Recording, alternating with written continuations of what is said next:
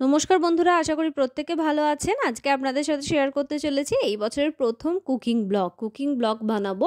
সেখানে আমি lunch, dinner অথবা ব্রেকফাস্ট এবং দিনের টুকিটাকি কাজ সেগুলো শেয়ার করব, কিছু টিপস শেয়ার করব। আপনারাও আপনাদের কোনো মতামত থাকলে কমেন্ট বক্সে জানাবেন, টিপস আমার সাথেও শেয়ার করতে পারেন।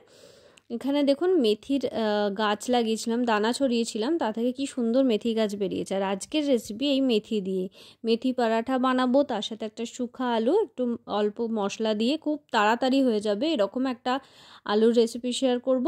এখানে ধনেপাতা পুদিনার চাটনি আছে, সেটা আমি আগেই বানিয়ে রেখেছি। আর এই ধনেপাতা পুদিনাও কিন্তু আমি দানা ছড়িয়েছি, তা থেকে হয়েছে। পুদিনার অবশ্য ওই গাছের ডালটা বসিয়ে দিলে, ডান্ডিটা বসিয়ে দিলেই হয়ে যায়। আর ধনেপাতার বীজ ছড়িয়েছিলাম। প্রথমে আমি আজকে রোদ উঠেছে তাই একটু চাল ভিজিয়ে দিয়েছিলাম, 2-3 ঘন্টা মতো ভিজিয়ে রেখে এটা এবার ভালো করে ধুয়ে নিয়ে জল ঝরাতে দিয়ে দেবো। ওপরে একটু রোদ্দুর যাতে পেয়ে যায় সেরকম ব্যবস্থা করছি, কারণ এখানে রোদ্দুরের কোনো ঠিক থাকে না, 2-3 ঘন্টা থাকে, তাও আবার তার তেজও থাকে না ভালো মতো। সামনেই পৌষ পার্বণ আসছে, তো তার জন্য এটা ব্যবস্থা করা।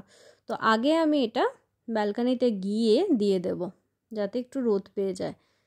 এখানে নিচে জলটাও ঝরে যাবে ভালোভাবে, আবার কিছুটা রোদ্দুর পাবে, সেই রকমভাবে আমি দিয়ে দিলাম।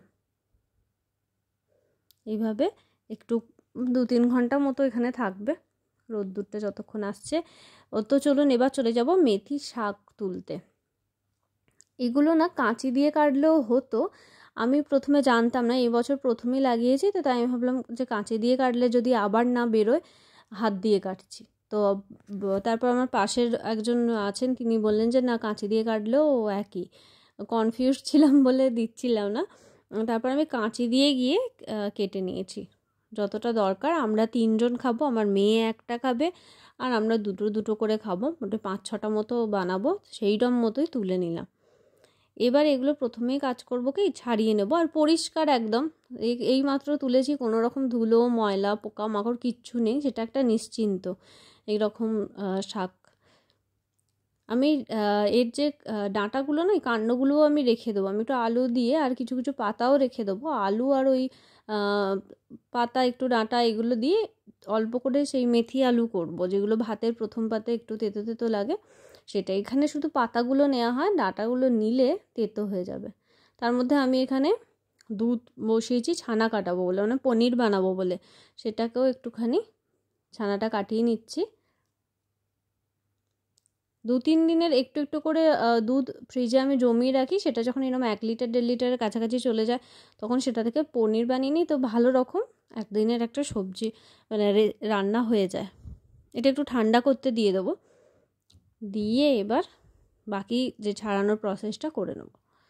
এখানে আমার ক্যামেরাটা যে এরকম হয়ে গেছে স্ক্রিনটা আমি লক্ষ্য করিনি, তো একটু কষ্ট করে দেখতে হচ্ছে। এই ধনেপাতাগুলো আমি নিয়ে এসেছি, কেটে নিয়ে এসেছি ওই আমার যে হয়েছে বাগানে সেখান থেকে। তো এগুলো ছাড়ানো হয়ে গেছে, একটু পাতা শুদ্ধ রেখেও দিয়েছি, পরের দিন বললাম মেথি আলু করব বলে। এবার ভালোভাবে জল দিয়ে আমি ধুয়ে নিচ্ছি। আগে ধুয়ে নেব, তারপর ওই চপার আছে আমার, সেই চপারে দিয়ে একটু কেটে নেব। ধনেপাতাটা কেটে নিয়ে এসেছি, ওটা হচ্ছে ওই আলুটা যেটা করব তাতে দেব বলে। এবার আমি ছোট ছোট আলু নিয়েছিলাম, ভালো করে খোসা ছাড়িয়ে নিয়েছি। এগুলো একটু জল দিয়ে সিটি দিয়ে নেব, 2টো মতো সিটি হলেই হয়ে যাবে। এটা চাইলে না সিটি দিয়েও করতে পারেন। আমি একটু আলুর দম বা আলুর কোনো কিছু করলে হালকা করে একটু সেদ্ধ করেই নিই। আর এইটা তো আমি পুরোপুরি সেদ্ধ করব, কারণ শুকনো আলু করব, শুধু মশলা দিয়ে পরে এই করে নেব। তো ওদিকে গ্যাসেতে বসিয়ে দিয়েছি, আর এখানে আমি মেথি পাতাগুলোকে চপারেতে কুড়িয়ে নেব। সরি, কুড়িয়ে নেওয়া নয়, এটা হচ্ছে কুচিয়ে নেওয়া। এখানে কুচিয়ে নেব চপারটা দিয়ে, খুব মিহিভাবে হয়ে যায়, তাড়াতাড়িও হয়ে যায়, আর চারিদিকে ছড়াবেও না, এর মধ্যেই থাকলো। তো ভালোভাবে করে নেব। আমি এখানে যখন আটাটা লাগাবো, আমি আটা দিয়ে বানাচ্ছি, আপনারা ময়দা দিয়েও করতে পারেন। আমি নিয়ে নিয়েছি আটা 1.5 বাটি মতো, আর এখানে নুন দিলাম, হলুদ দিলাম, একটু কাশ্মীরি লাল লঙ্কা দিচ্ছি, আর একটু জোয়ানকে ভালোভাবে হাতে ঘষে নিয়ে দিয়ে দিলাম। এখানে আদা লঙ্কা কুচি সব দিতে পারেন, আমার মেয়ে খাবে তো ও ঝাল মুখে পড়ে গেলে আর সেদিন আর খাবেই না, সেই জন্য আমি দিচ্ছি না। এবার দইটা দিয়ে দিচ্ছি।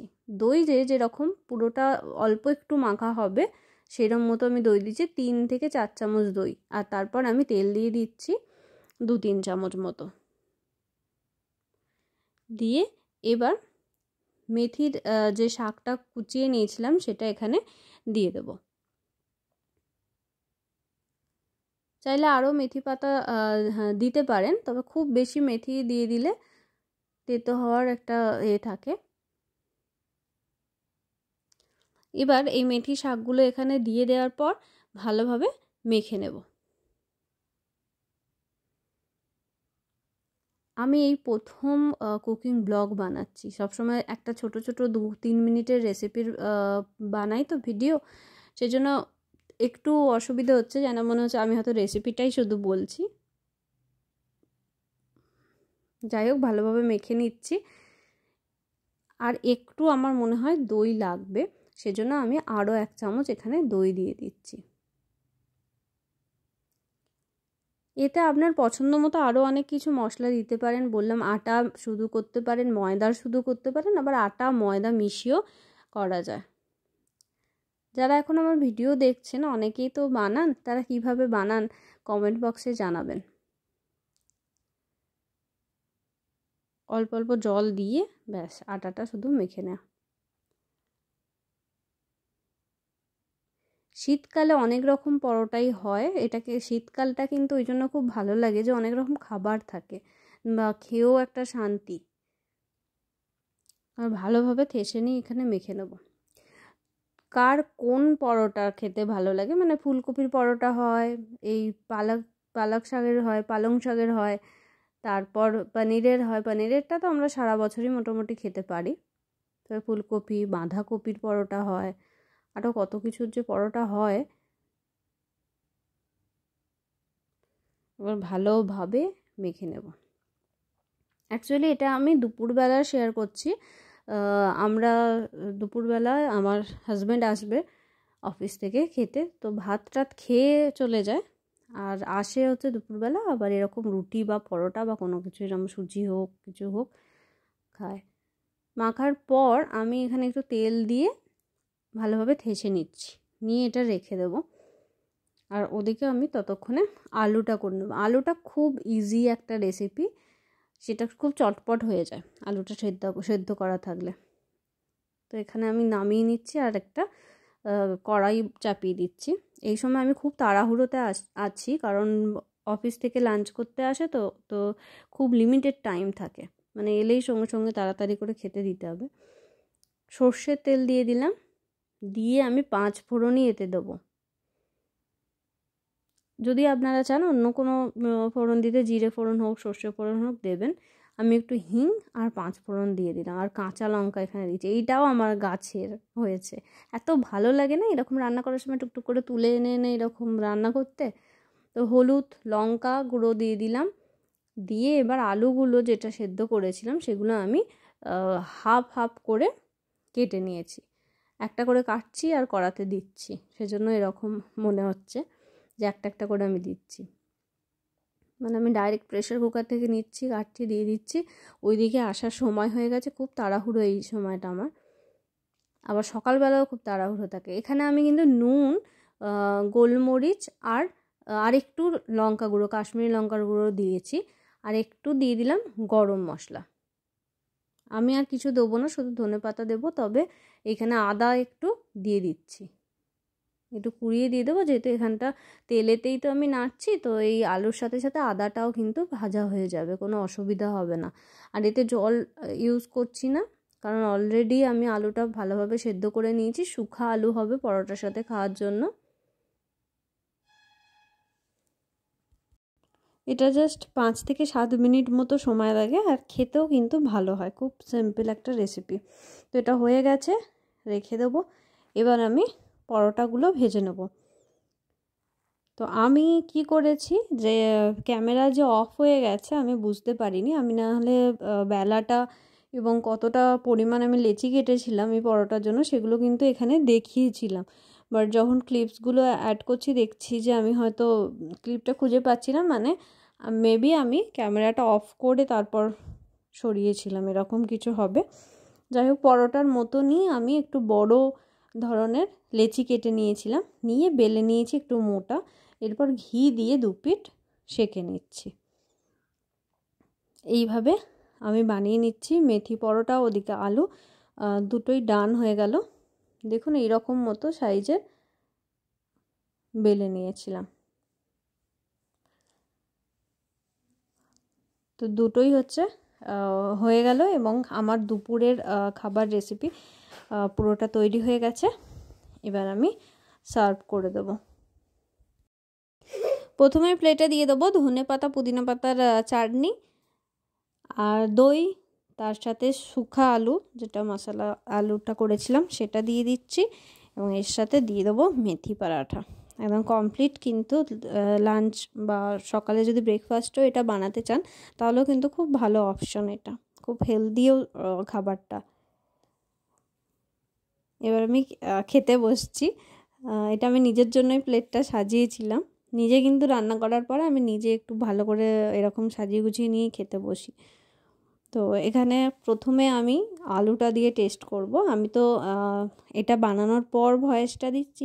আলুটা সত্যিকারে খুব সুন্দর খেতে হয়েছিল, আলুর দম বা আলুর মশলা যেটাই বলা হয়, ভালো খেতে হয়েছিল। এবার আমি শুধু দই দিয়ে একবার খাবো। অনেক রকমভাবে খেয়ে দেখি যে কোনটা দিয়ে কি ভালো লাগছে, কোনটা বেশি ভালো লাগছে। এর মধ্যে এবার আমি যে করে খাবো সেটা হচ্ছে আলুটাকে নেব, তারপর সেটা আমি একটু দইতে ডিপ করে খাবো। এইভাবে খাওয়াটাই কিন্তু আমার বেস্ট লেগেছে, যে একটু আলু ভিতরে নিয়ে নিন, তার ওপর ওটাকে একটু দইয়ে ডিপ করুন, তারপর খান। দেখুন দারুণ লাগবে খেতে। তো আমি চাটনিটা দিয়েও ট্রাই করেছি।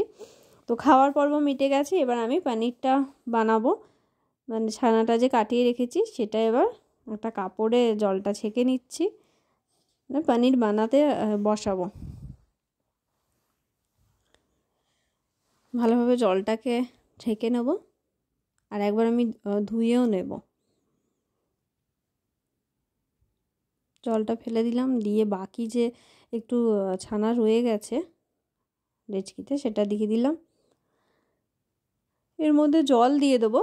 জল দিয়ে এই ডেচকিটাও একটু ধুয়ে নেব, আর তার সাথে সাথে ওই জলটা দিয়ে ছানাটা ভালো করে একটু ধুয়ে নেব। এটা একদম ঠান্ডা জল।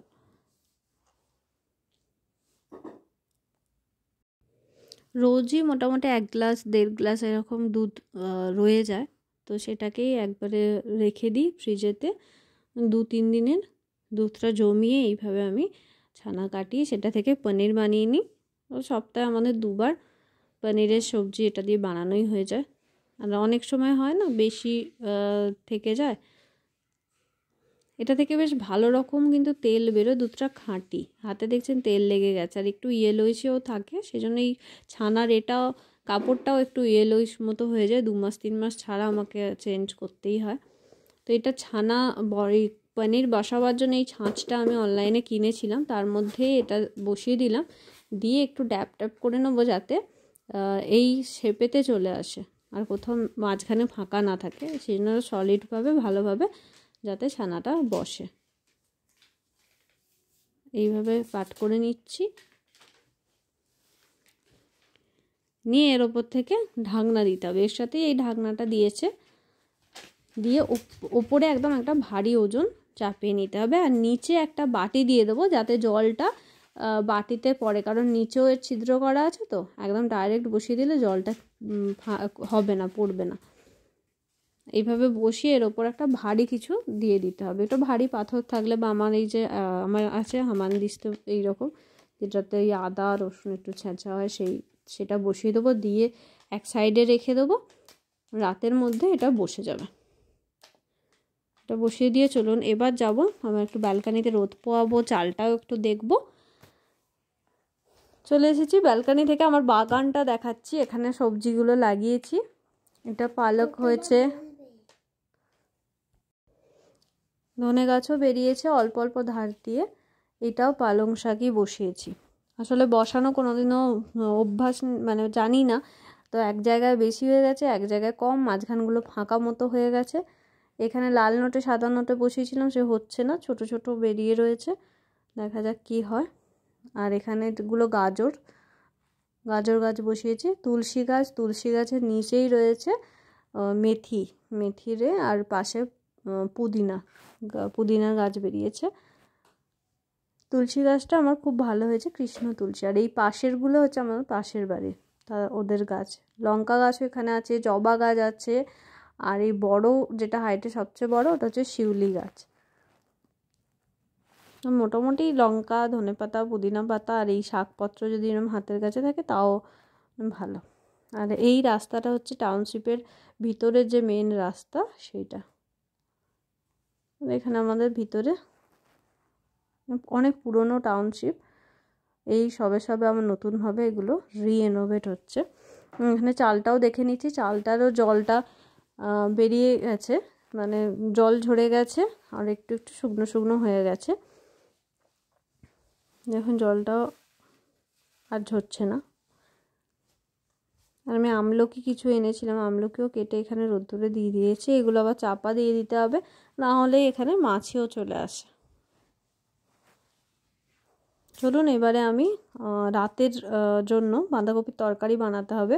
বাঁধাকপিটা এনেছে, ওপরের পাতাগুলো ভালো ছিল, তারপর 2-4টে পাতা সরাতেই দেখি ভিতরে এরকম অবস্থা। তো এটা কেটে দেখবো, আর আরও কয়েকটা পাতা ছাড়িয়ে দেখবো, যদি ভালো থাকে তো আজকে রাতে এটাই বানাবো। রাতের এই বাঁধাকপিটা ছাড়িয়ে দেখলাম যে ভালোই আছে, কটা পাতা এরম ওপর থেকে ছাড়িয়ে নিলে এটা ভালোই হয়ে যাবে। তো এটা দিয়ে সবজি বানাবো একটু পরে। তো এই পরে বলে আর আমার পরে যখন বানিয়েছি তখন আর আমার ভিডিও করার কথা খেয়াল নেই, তাড়াহুড়োয় বানিয়ে নিয়েছি। তো আজকের ব্লগটা এই পর্যন্তই।